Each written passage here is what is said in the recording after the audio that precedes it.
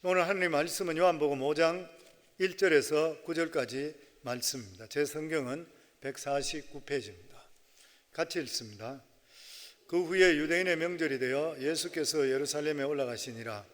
예루살렘에 있는 양문 곁에 히브리 말로 베데스다라는 못이 있는데 거기에 행각 5이 있고 그 안에 많은 병자, 맹인, 다리 저는 사람, 혈기 마른 사람들이 누워 물의 움직임을 기다리니 이는 천사가 가끔 못에 내려와 물을 움직이게 하는데 움직인 후에 먼저 들어가는 자는 어떤 병에 걸렸든지 낫게 되미르라.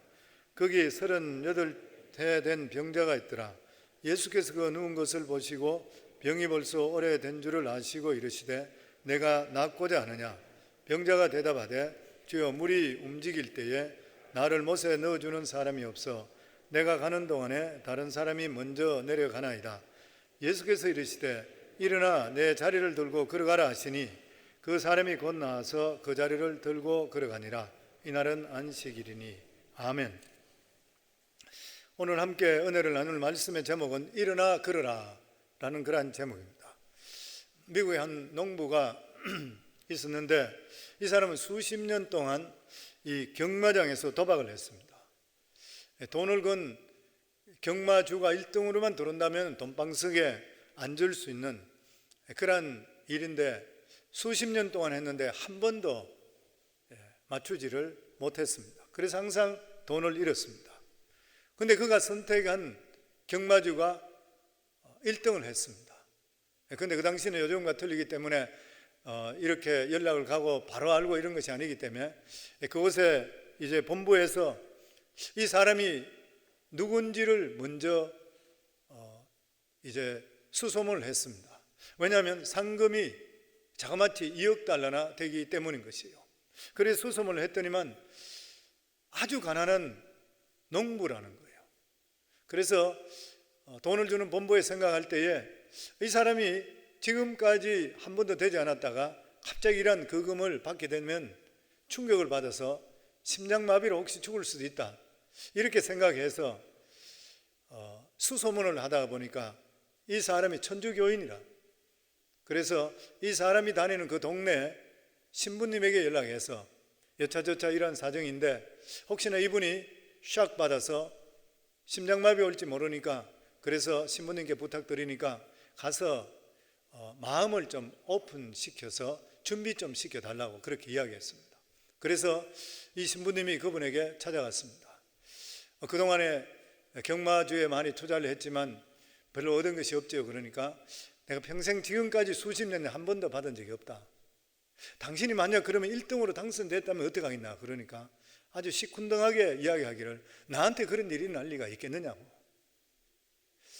그러니까 이 사람이 다시 묻습니다. 이 신부님이 만약에 당신이 1등 했는데 그 1등의 상금 금액이 2억 달러를 당신이 받는다면 어떻게 할 것입니까? 그러니까 이 농부가 조용히 한참 생각을 하더니만 내가 만약에 1등이 돼서 2억 달러를 받는다면 1억 달러를 뚝 띄워서 신부님에게 주시겠고 하는데 화랑탕 소리 나가 보는데 보니까 사람이 나가 죽었어요. 그런데 농부가 죽은 것이 아니라 신부가 너무 횡재를 해서 너무 죽었다는 거예요. 사람은 누구든지 인생을 거는 대상이 있습니다. 어떤 사람은 돈의 인생을 거는 거예요. 또 어떤 사람은 정말 권력에 거는 사람이 있습니다. 어떤 사람은 공부에 거는 사람이 있어요. 또 어떤 사람은 확률에 걸기 때문에 도박하는 사람, 로또 하는 사람이 있습니다. 그런데 이러한 모든 것들은 개런티 되는 것이 아니에요. 그리고 이러한 모든 것들이 된다 하더라도 그것이 행복으로 꼭 연결되는 것은 결코 아니라는 것이에요. 그렇다면 우리 인생에 과연 내 평생에 모든 것을 투자하더라도 아깝지 않고 안전한 것 그리고 현재뿐만 아니라 미래에 대한 영원한 삶까지 책임질 수 있는 것이 무엇인가? 내 삶을 완전하게 하고 풍성하게 하는 것이 과연 무엇인 것인가? 내 전체 인생을 모두 걸 수 있는 것이 과연 무엇인가? 눈에 보이는 것은 없습니다. 이 세상에 모든 것이 안전하고 우리 삶을 풍성하게 하고 후회 없게 만들어줄 수 있는 유일한 분이 뭐냐면 예수 그리스도와 그의 말씀이 복음이에요. 예수 그리스도 안에 우리가 추구하는 모든 것들이 있는 것이에요. 그래서 예수 믿고 나면 절대 후회가 될 수가 없는 것입니다. 왜냐하면 그 안에 참길이 있고 참 생명이 있기 때문인 것이에요. 십자가 안에 있는 길만이 살 길인 것이에요. 그래서 우리는 매일매일 살아가는 삶이 주님과 동행하는 삶을 살아야 되는 것이에요. 이게 바로 우리가 사는 길이고, 그리고 또한 생명의 길이고, 우리가 추구하는 복의 길인 것이에요. 오늘도 이렇게 예배 드리는 모든 분들에게 이러한 모든 복이 임하기를 주 이름으로 축원합니다.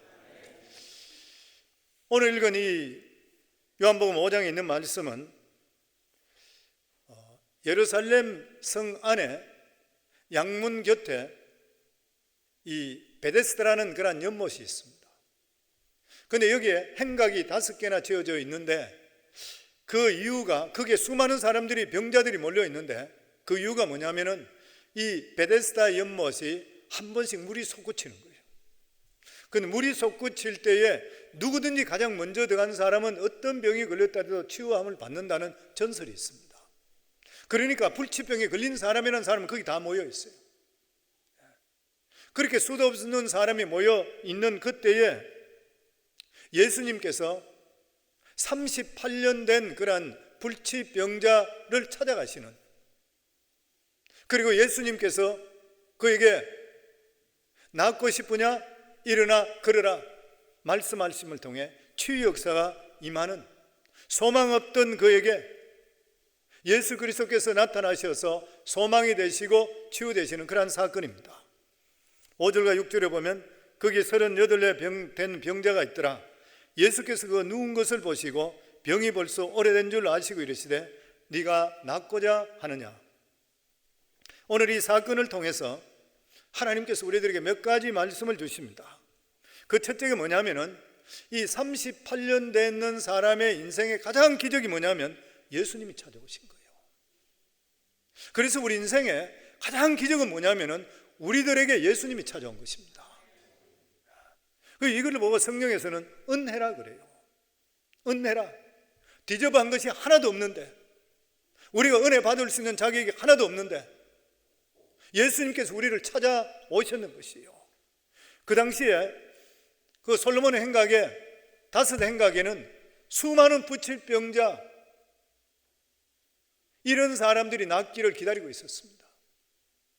근데 예수님께서 그 수많은 사람을 보시다가 눈에 딱 꼽히면서 38년 되는 환자, 뭐 이 사람 인물이 잘난 것, 그리고 뭐 어떤 집안이 좋고 아니면 특별히 빛이 나고 이런 것 전혀 없어요. 그냥 보시다가 그 사람 찾아가는 거예요.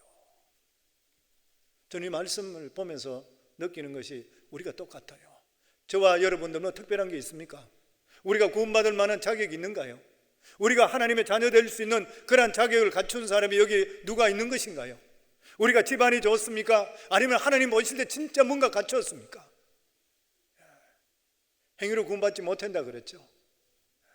너희가 그 은혜를 인하여 믿음으로 말미암아 구원을 얻었나니 이것이 너희에게서 난 것이 아니라 하나님의 선물이라.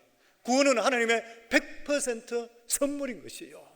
그러니까 수많은 사람 가운데 38년 된 병자를 찾아가서 그를 찍어서 고쳐주신 것, 하나님의 은혜. 이 세상에 수많은 사람이 있는 가운데서도 우리들을 찾아오시고 우리를 구원해 주신 것은 하나님의 은혜인 것이에요. 이것을 생각할 때에 정말 하나님께서 우리에게 주시는 이 은혜에 대해서 말씀을 준비하다 보니까 그런 마음이 더 생겨요. 사무치는 것 같아요. 하나님께 택해 주시고 구원해 주신 것 생각하면 너무너무 감사해요. 사무쳐. 성도님 그렇지 않은 분, 모태신앙으로 잘 자란 분도 계시지만 저 같은 자는 늘 말씀드린 대로 불교 집안에다가 예수님하고는 전혀 상관없는 자, 세상에 어떤 출세나 이런 걸 쫓던 자, 전혀 구원하고 전혀 상관없는 자, 어떻게 해서 하나님께서 택하시고 찾아오셨는가? 너무너무 사무쳐요. 어떻게 나 같은 자를 구원해 주셨나? 너무너무 말할 수 없는 것이에요. 그러니까 우리 인생에 가장 큰 기적은 어떤 소수를 통해서든지 어떤 방향을 통해서든지 내가 예수 믿었다는 것, 예수 믿는 것은 절대로 내 의지로 되는 것이 아니라 주님께서 믿게 해주시니까 믿어지잖아요. 믿음은 절대로 아무나 갖는 거 아니라 그랬잖아요. 믿음이라 하는 것은 하나님께서 나에게 믿음 주셔야 믿어지는 거예요. 그러니까 오늘도 이렇게 우리가 예수 믿고 구원받고 하나님 자녀 되었다 하는 것, 이거 하나만 생각하더라도 하나님께서 우리 삶 속 기적이 시작되었는 것이에요. 그리고 두 번째로 오늘 이 말씀을 통해서 또다시 우리가 깨달을 수 있는 게 뭐냐면은, 모든 인생의 문제는 예수님만 만나면 해답이 나온다. 예수님만 만나면 해답이 나온다, 이게 복음이잖아요. 복음이 뭐예요? 굿뉴스잖아요. 기쁜 소식이잖아요. 헬라어는 유앙겔리온 그래요. 이 뜻이 유앙겔리온 그러면 이것이 기쁜 소식이라.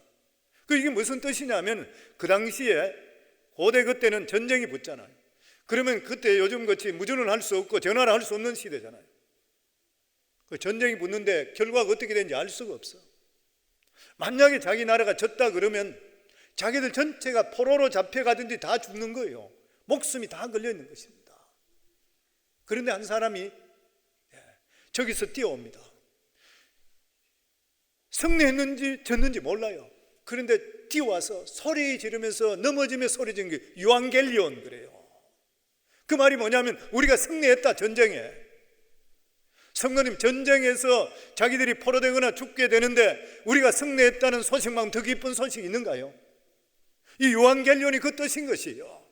우리들도 마찬가지요. 영혼이 죄 가운데 끌려다니다가 죽을 수밖에 없는 우리들인데 예수 그리스도의 보혈의 공로를 통해 유앙겔리온, 우리 모두 다가 믿음으로 승리하게 만들고 우리에게 구원을 허락해 주신 것이라. 이게 복음이에요. 그래서 우리가 이 은혜를 받은 사람이 예배당에 나오는 거예요. 하나님께 예배 드리는 것이에요. 우리가 하나님 은혜 얼마나 감사해요. 이걸 어떻게 표현할 수 있어요? 그러니까 예배 드리고 하나님 감사합니다 나올 때마다 내 환경과 처지에 따지지 말고 하나님께 나올 수 있는 것은 내가 구원받은 하나님의 자녀이기 때문에 나올 수가 있는 것이에요. 그리고 이렇게 우리가 하나님께 나와서 예배 드리고 믿음으로 살게 될 때는 악한 것들이 건드릴 수가 없어요. 그래서 A.W. 토저는 이렇게 이야기했습니다. 하루를 예배로 시작하는 사람은 결코 마귀가 건드릴 수 없는 권능의 삶을 살게 된다. 믿으시는가요? 오늘도 예배 나오신 모든 분들, 예배 드리는 분들 믿으셔야 돼요. 우리가 예배로 승리하게 될 때는 우리 삶 속에 보호막이 쳐져 있는 것이에요. 악한 것들이 틈타지 않게 되는 것이에요. 그래서 예배 마칠 때 축도를 보고 성도의 출정식이라 그래요. 세상에 대해서 38년 된 병자는 예수님을 전혀 몰랐습니다. 근데 예수님이 찾아오셔서 지명하셨습니다. 아마 오늘 예배드리는 여기 오시는 분 중에서 자기 의지와 상관없이 이 자리에 와 계신 분도 계실 거예요. 그러나 성도님들, 하나님께서 불러주시지 않으시면 한 사람도 올 수 없습니다. 그러면 오늘 여기 오셔서 하나님 말씀을 내가 받아들이게 되고 경청하시게 될 때에 하나님의 놀라운 역사가 38년 된 병자에게 일어난 같이 우리에게도 반드시 일어나는 것을 믿으시길 바랍니다. 8절 9절에 보면 예수께서 이르시되 일어나 내 자리를 들고 걸어가라 하시니 그 사람이 곧 나아서 자리를 들고 걸어가니. 이 사람은 예수님 알지도 못했고 말씀에 대한 전혀 기대도 하지 않았습니다. 그런데 예수님이 일방적으로 말씀합니다. 네 자리를 들고 일어나라.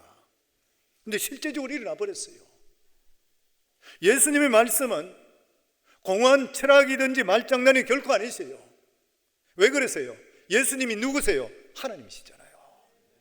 천지를 창조하신 하나님입니다.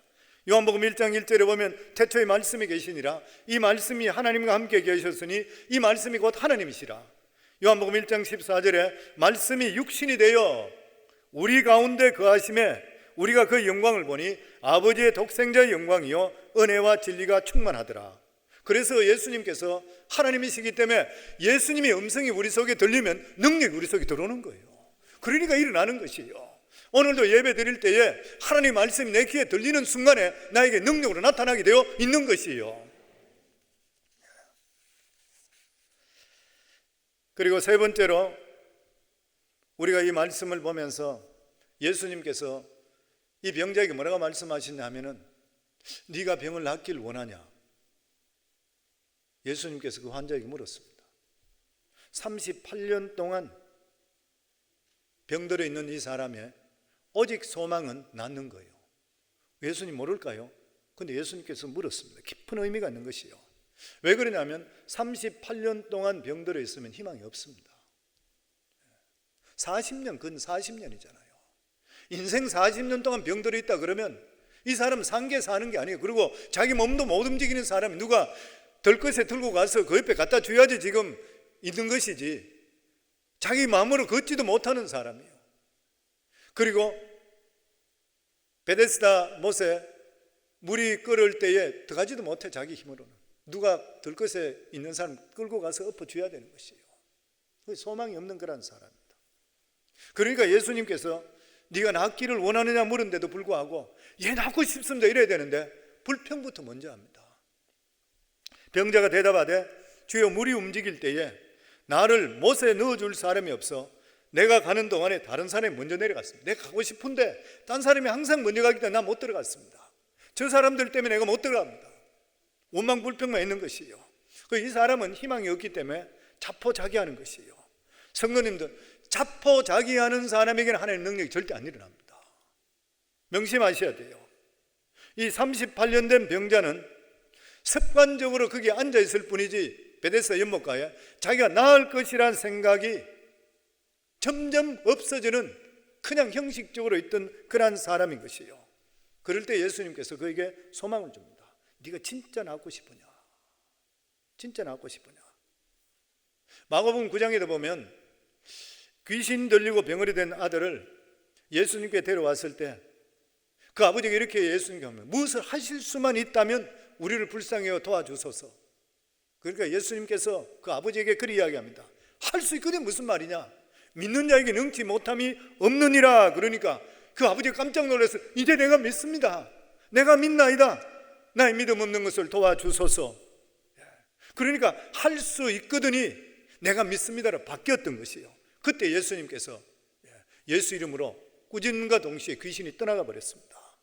마찬가지로 예수님께서는 이 병자에게 먼저 이 소망과 믿음을 회복시켜 주신 후에 치유시켜 주셨던 것이에요.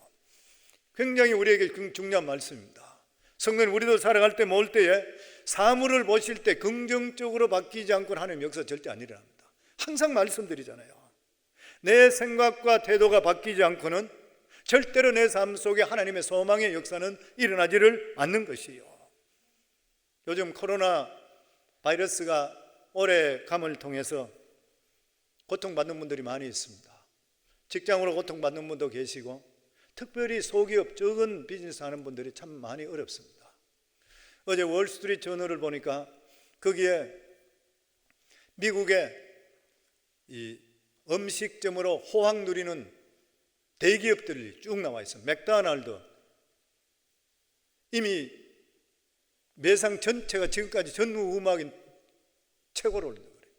타코벨 이런 대기업들 그 드라이브 드루가 있는 이런데, 그리고 치폴레, 도미노 피자 뭐 이런 데는 이미 매상을 최고로 쳤답니다.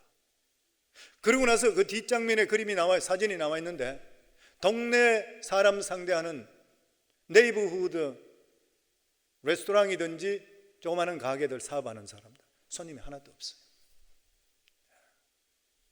언제 회복될지 정확하게 알 수가 없는 것입니다. 존폐의 위기에 있는 그러한 사업들도 많이 있습니다. 우리 교회 성도님들 스몰 비즈니스 하는 분들이 많이 있습니다. 그런데 성도님들 스몰 비즈니스 하든 아니면 어떤 직장에 다니시고 어려움을 당하시든 간에 환경 속에 어떤 일이 있다 하더라도 우리 마음속에 긍정적인 태도를 가질 수 있기를 바랍니다. 왜냐하면 하나님께서는 항상 어려움 가운데서도 그 사람의 믿음을 달아보고 있기 때문인 것이에요. 그리고 이러한 믿음의 시험에 통과할 때는 우리가 생각하지 못하는 것이 반드시 기다리고 있습니다. 믿음에도 아마추어가 있고 프로가 있다 그러죠. 프로와 아마추어는 차이가 뭐예요? 아마추어는 업앤다운이 많아요.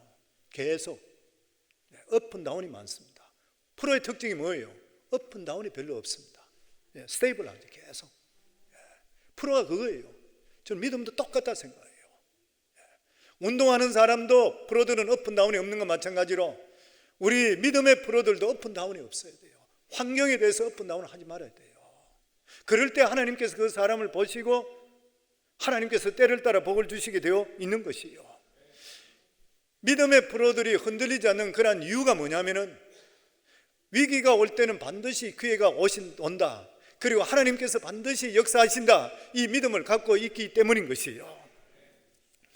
이스라엘 백성들이 출애굽했을 때에 그들이 하나님의 은혜로 말미암아 출애굽했습니다. 그러니까 구원받은 것이죠. 자유 몸이 되었습니다. 그럼에도 불구하고 생각은 계속적으로 노예의 생각을 똑같이 노예의 피가 그냥 흐르고 있었던 것이에요. 노예의 피가 흐른다는 게 뭐예요? 예수 믿기 전에 사람과 똑같이 사는 게 뭐인 것이에요? 문제만 있을 때마다 원망하고 불평하는 거예요. 예수 믿기 전에 사람은 환경을 계속 따라가기 때문에 계속 거기에 따라서 업앤다운이 계속 심한 것이에요. 이게 종의 의식이라 그래요. 그런데 성경에 보면 요셉을 보세요. 요셉은 형들을 통해서 노예로 팔렸습니다. 형들에게 배반당했잖아요. 인간의 눈으로 보면 완전히 실패입니다. 그런데 사물을 모두 긍정적으로 봤어요. 모함을 당해서 감옥에 갔습니다. 그래도 그는 살아가는 삶에 하나님을 의지하는 믿음에 변함이 없었어요. 그러니까 긍정적으로 살 수밖에 없는 것이에요. 그 주위 사람들의 사랑을 받게 되었습니다. 천신만고 끝에 총리가 되었습니다. 흉년이 와서 자신을 팔았던 형제들이 찾아왔습니다. 그리고 도와달라 했습니다.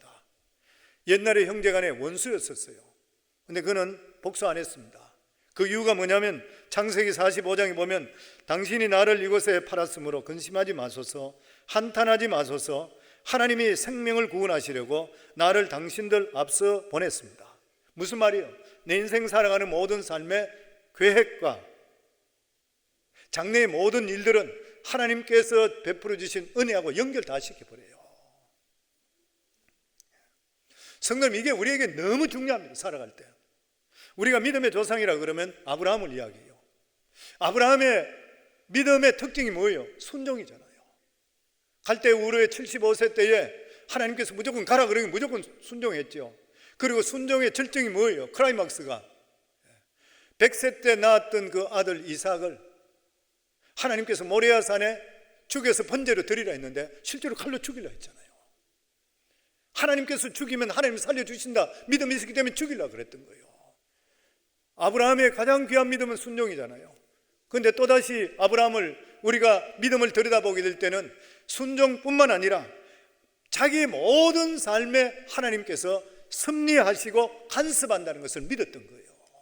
성도님, 이게 얼마나 중요한지 몰라요. 우리 신앙을 지키는 일인 것이에요. 아브라함은 자기 자신뿐만 아니라 하나님께서 너희 자손 대대로 복을 주신다 했기 때문에 자식들 대까지도 하나님께서 계획하신다는 걸 신뢰했어요. 그러니까 자기 아들 이삭을 장가 보낼 때, 결혼할 때 보면 우리가 알 수 있어요. 이삭은 40살 될 때까지 결혼하지 못했습니다. 왜 결혼을 못했냐면 믿음의 아내를 구하지 못했어요. 가나안 땅에 살고 있기 때문에 헷 족속부터 해서 거기에 있는 모든 여부스 족속 주에 있는 모든 족속들은 다 우상 숭배자들이에요. 아브라함이 찾지를 못했던 것이에요. 그랬을 때에 아브라함이 그러고 나서 사라까지 일찍 죽어버렸습니다. 그랬을 때 이 아브라함이 자기가 가장 신뢰하는 그런 종을 불러서 자기 고향으로 가라. 내가 떠났던 그 고향으로 가서 그리고 신부를 구해오라.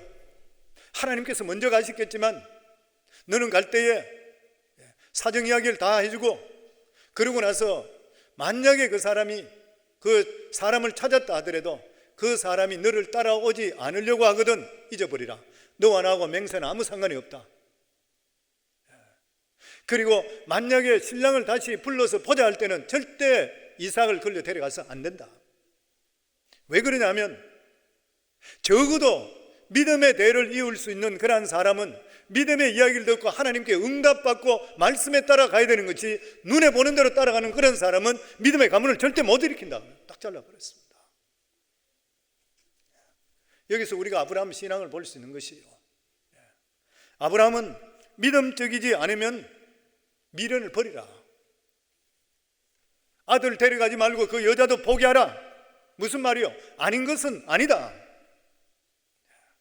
다시 말하면 하나님 뜻이 아니라고 판단됐을 때는 절대 미련 두지 마라. 아무리 예쁘다 하더라도, 아무리 가문이 좋다 하더라도 포기하라.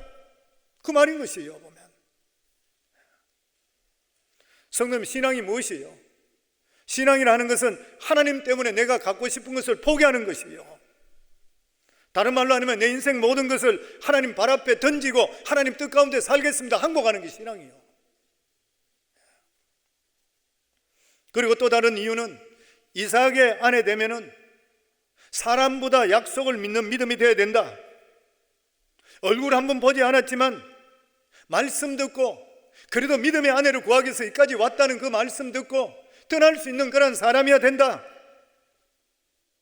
왜냐하면 하나님 나라는 모두 다 약속으로 되어 있기 때문인 것이요. 믿음이 없는 사람은 하나님 나라에 아무것도 구할 수가 없는 것이요. 그래서 아브라함은 처음부터 결혼 조건에 믿음을 제시했습니다. 믿음의 사람은 눈으로 보고 따라가는 것이 아니라 말씀 붙들고 생전 보지 못한 이삭과 결혼하려고 일어날 수 있는 사람이 될 수 있어야지 그 사람 믿음의 가문을 일으킬 수 있는 것이라. 하나님께서도 오늘날 이삭의 신부를 구한과 마찬가지로 그리스도의 신부도 똑같이 찾습니다. 그리스도의 신부의 조건도 똑같은 것이요. 영적으로 순결해야 돼요. 뿐만 아니라 하나님 말씀만 붙들고 살 수 있는 믿음의 사람이어야 돼요. 예수님은 한 번도 본 적이 없다 하더라도 말씀만 붙들고 살아갈 수 있는 그러한 사람인 것이요. 그리스도의 신부는 절대로 이 세상 것으로 만족할 수가 없는 것이에요. 아무리 좋은 것을 준다 하더라도 말씀에 근하면 하지 말아야 돼요. 아브라함이 자기의 아들의 아무리 좋은 집안이라 하더라도 믿음 없다면 택하지 않았던 것이요. 그리고 믿음 없다 하더라도 말씀을 가지고 부여잡고 하나님께 확실하다고 남편 보지 않고 따라올 수 있는 그 정도 믿음이 돼야지 아브라함이 후대를 이을 수 있다는 것이에요. 그러면서 창세기 24장에 아브라함은 위대한 고백이 나옵니다. 하늘의 하나님 여호와께서 나를 내 아버지 집과 내 고향집에서 떠나게 하시고 내게 말씀하시며 내게 맹세하여 이르시기를 이 땅을 내 씨에게 주리라 하셨으니 그가 그 사자를 너보다 앞서 보낼실지라. 너가 거기서 내 아들을 위하여 아내를 택할지니라. 만일 여자가 너를 따라오려고 하지 아니하면 나의 이 맹세가 너와 상관이 없나니 오직 내 아들을 데리고 그리로 가지 말지어다. 얼마나 확실한 믿음이에요. 무슨 말이에요? 얼마나 확실해요. 얼마나 굳게 하나님을 신뢰했어요. 무슨 말이에요? 100세 때 이 아들을 줬다면 분명히 신부도 준비하셨다. 또한 그 여자도 신랑인 이삭을 본 적이 없지만 하나님께 택한 자라면 그 마음속에 하나님의 신뢰하는 마음 때문에 영적인 통찰을 분명히 가질 수 있게 만들어 주실 것이라. 아브라함은 자기가 가나안 땅에 오게 된 것이 하나님께서 보내셨다는 부르심에 대한 확신이 있었습니다. 우리 성도는 미국에 하나님께 보내주신 것, 하나님 그냥 돈 잘 벌고 잘 살아라는 것 믿음 갖고 나면 그것만 전부가 아닌 거 아시죠? 우리가 믿음 갖기 전에는 미국 오면 잘 살기 위해요. 왜냐하면 좋은 어퍼튜니티, 내 자식들 더 잘 키워서 더 잘하고. 근데 내가 믿음 갖게 되는 그 순간부터 어떻게 돼요? 나를 통해서 무슨 일을 하실까? 나 같은 자도 하나님 구원해 주셨으니까 나를 통해 하나님 과연 무엇을 하실 것인가? 그러니까 지금 이 아브라함은 하나님께서 나를 아버지 어미 집을 떠나게 하고 여기까지 오게 하고, 그리고 하나님께서 내 100살 될 때 약속대로 씨를 주시고 이 땅을 정복하며 살게 약속을 해 주셨으니까 하나님께서 약속을 분명히 지킬 것이라는 믿음이 있었던 것이에요. 그러니까 가나안 이 아브라함에게 꼭 지켜야 될 언약이 뭐냐면 하나님이 주신 땅이기 때문에 절대 떠나지 말아야 된다. 그리고 절대 이방신을 섬기지 말아야 된다. 그러면 하나님 책임져 주신다. 아브라함은 하나님의 섭리와 간섭을 믿었습니다. 성도님들 인생을 살아갈 때에 하나님의 섭리와 간섭을 믿는 만큼 우리 삶을 안전하게 하는 것은 없는 것이요. 하나님의 섭리와 간섭을 믿게 될 때는 무엇을 하더라도 담대할 수 있어요. 왜냐하면 하나님께 책임져 준다는 것을 믿기 때문인 거예요. 죽어도 좋은 거예요. 우리들은 이 세상에 살아가면서 매일매일 문제에 부딪히는 삶을 삽니다.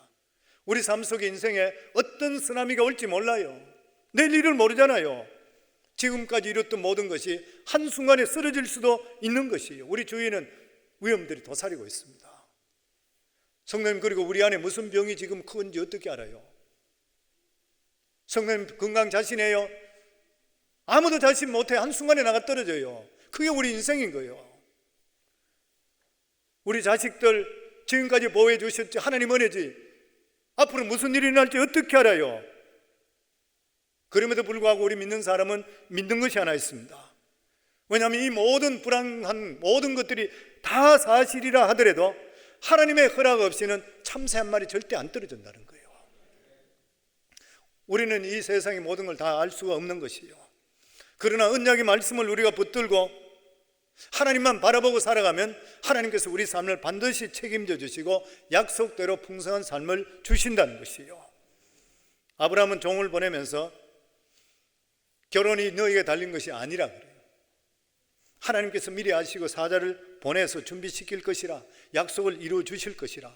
아브라함은 하나님의 약속과 섭리를 믿었습니다. 우리 성도는 어려움 당할 때 반드시 생각하셔야 돼요. 하나님의 약속과 섭리를 믿으셔야 돼요. 우리는 미래를 절대 다 알 수가 없습니다. 그러나 하나님 뜻 가운데 살려고 노력하시고 믿음으로 사시면 반드시 우리 삶은 하나님 책임져 주시게 되어 있는 것이에요. 어떤 사람은 자기는 믿음으로 살면서 자식이 믿음으로 사는 것에 안타까워하지 않는 사람들이 있습니다. 어떤 사람은 믿음으로 들어온데도 불구하고 믿음으로 못 들어오게 막아버리고 공부하라 그런 분도 있습니다. 이유가 어디에 있는 것이에요? 그 믿음이 진짜 믿음이 아니기 때문에 그래요. 진짜 믿음이라면 절대로 그렇게 할 수가 없어요. 어떤 사람은 교회 생활은 잘하는데 직장이나 결혼 문제 믿음대로 하지 못한다면 그 믿음 역시 온전한 믿음이 될 수가 결코 없는 것이에요. 하나님의 섭리를 믿는 그런 사람은 미래를 절대 두려워하지 않습니다. 나의 삶 속에 지금까지 살아 역사하신 하나님, 그리고 내 삶 속에 하나님 영광보다 더 귀한 것이 우리 삶 속에 없다는 것을 믿기 때문인 것이요. 그렇다면 고난이나 죽음이 온다 하더라도 하나님을 기쁘게만 할 수만 있다면 조금 더 두려워할 것이 없는 것이요. 그렇기 때문에 우리는 하나님을 아는 자들은 어떤 경우 속에서도 매사에 감사하고 우리 같은 자를 불러주신 은혜에 감격할 수 있는 그러한 삶을 살아갈 수 있으셔야 돼요. 오늘 여기 보면 38년 된 병자에게 예수님 찾아가셨습니다. 아마 오늘 예배 드리는 분들 중에서도 38년 된 병자와 같이 패배의식과 또 뿐만 아니라 불안하고 인생을 좌절 가운데 사는 그런 분도 있을 것이라 생각합니다. 오늘 역시 주님께서 말씀합니다. 일어나라 걸어라. 주님께만 오게 된다면 하나님께서 반드시 우리 삶 속에 일어나라 걸어라 말씀을 우리에게 주실 것입니다. 기독교 소설가 김성일 씨, 김성일 장로님이시죠. 저는 이분 소설을 참 많이 읽었습니다. 성경에 대한 소설이기 때문에 우리가 풀고 싶은 의문이나 이런 것들도 소설식으로 많이 풀어주면 그런 분이었습니다. 근데 이 사람은 어렸을 때는 믿음 안에 살았습니다. 그런데 머리가 커지면서 믿음을 버렸습니다. 예수님을 직접적으로 버렸던 동기가 뭐냐면은 사르트르의 책 때문이었습니다. 사르트르가 주장한 이 자유의 길이라는 사상에 공감이 되었습니다. 이 사상은 누구냐면 사람은 누구든지 자기 식대로 살아야 된다. 그리고 자기가 저지른 행동에 대해 책임져야 된다. 적어도 현대인이라면 자기 행동에 대해서 자기가 책임질 줄 알아야 된다. 이게 사르트르의 자유의 길의 의미였습니다. 그런데 이 말이 그 가슴이 너무나 와닿았습니다. 그렇지, 내가 행동했는 건 내가 책임져야지. 내가 매일 째째하게 그냥 교회 나가서 하나님께 매달리기만 매달리고 책임질 수 없는 이러한 행동을 살았었는데, 그렇지, 내 행동 내가 책임져야지. 그러면서 자기 마음속에 예수님을 지워버렸습니다. 해방감과 자유함 속에서 몇십 년을 보냈습니다. 이분은 그 당시에 대기업인 대구에 들어가서 젊을 때 승승장구해서 이사까지 되고 김우중 회장을 보좌까지 했던 그런 사람이었습니다. 그런데 어느 날 갑자기 자기 아내가 아프다 해서 병원에 갔는데 위암 선고를 받게 됩니다. 그리고 수술을 하는데 자기가 할 수 있는 일이 아무것도 없었던 것이요. 38년 된 병자와 같이 자기는 무력한 존재였던 깨달았던 것이요. 아내를 병들게 한 장본인 누구냐면 본인 자기 자신이었어요. 날마다 술 마시고 집에 들어오고, 집에 들어오면 아내를 들보갖고, 어떤 때는 외박해서 아내에게 스트레스를 심하게 주어서 위벽에 걸게 했고, 나중에는 암이 생겨버렸던 거예요. 그는 자유의 길을 택했다고 큰소리 쳤지만 막상 아내가 병들자 아무것도 할 수 없던 거예요. 얼마나 후회가 되는 일인지 몰라. 얼마나 부끄러운 일인지 몰라. 그렇게 매력적이었던 사르트르도 아내의 병 앞에서는 아무 도움이 될 수가 없었던 거예요. 너무 고통스러웠어요. 그때 그의 마음을 두드리는 분이 있었습니다. 바로 예수님이었습니다. 옛날에 어릴 때에 믿었던 그 예수님, 그래서 그는 작심하고 새벽 기도부터 나가기 시작했습니다. 그리고 예수님의 옷자락을 붙들고 매달려서 부르짖고 기도하기 시작했습니다. 주님, 내 아내 살려주세요. 내가 잘못했습니다. 내가 지금 수십 년 동안 내 마음대로 살았습니다. 그런데 보니까 내가 진짜 잘못 살았네요. 아무것도 아니네요, 인생이. 근데 어느 날 새벽에 주님께서 일어나 걸어라 음성을 들려주십니다. 그 음성을 듣고 나서 집으로 갔더니만 그때부터 아내가 급속도로 회복되어서 위암이 깨끗이 없어져 버렸다 그래요. 그래서 자기 인생 다 정리해 버렸습니다. 그 좋은 기업에 모든 거 다 내려놓고, 그리고 나서 하나님의 말씀을 글로서 적기 시작해서, 그래서 기독교 작가가 되었습니다. 사랑하는 성도님들, 우리 인생의 모든 미래는 예수님 손 안에 있는 것이요. 오늘 예수님께서 우리들에게 말씀하는 것은 우리의 살아가는 삶도 살아가는 초점을 주님께 맞추라는 거예요. 그리고 예배 승리하라는 것이요. 그러면 우리 삶에 반드시 인생 승리 역사가 나타나는 것이요. 오늘도 예수님께서 부르짖고 기도하라는 것이요. 반드시 주님께서 들어주신다는 것이요.